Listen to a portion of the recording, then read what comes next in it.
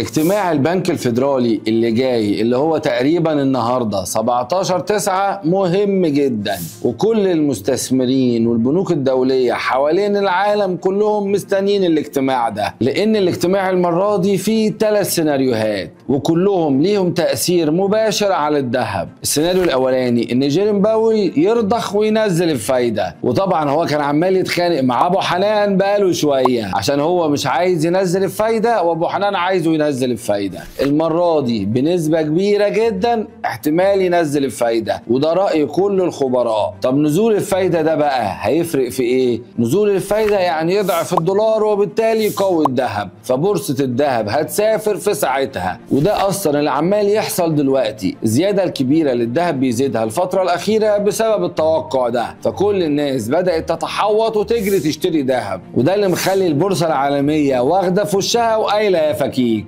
السيناريو التاني ان هو لما ينزل الفايدة يدي تلميحات ان في مزيد من التخفيضات السنة دي، يعني في الاجتماعين ال3 اللي باقيين له لغاية اخر السنة احتمال بنسبة كبيرة ينزل الفايدة تاني. ده اكيد هيزود الذهب جامد جدا، لانه هيزود التسهيلات اللي موجودة في السوق، لان زي ما انتم عارفين الفايدة لما بتقل السوق بيتحرك وبينتعش وبيكبر جامد جدا. اي نعم ده ساعات بيأثر على التضخم، بس ده مش في امريكا. فالخلاصة هنا ان هو لو لمح لزيادات الذهب برضه هيكمل وهيزيد اكتر من ما كان هيزيد في العادي. طب نيجي للسيناريو الثالث والاخير، وده السيناريو اللي انا مسميه من وجهة نظري الصدمة، ان هو يثبت الفايدة، لان ده على عكس ما كل السوق متوقع. فهو لو ثبت الفايدة هيخلي الدولار يقوى، الذهب هينزل وهيتراجع برقم جامد جدا. اي نعم في اختلاف على ان هو ممكن ينزل قد ايه، في ناس متوقعين 85 دولار 100 دولار بالكتير كتصحيح، وفي ناس تانية بتقول ان هو لا هيكسر وينزل ال 150 دولار و200 دولار تقريبا. يا ترى ايه اللي هيحصل بالظبط؟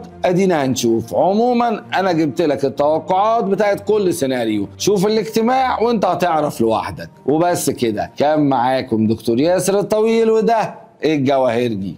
سلام.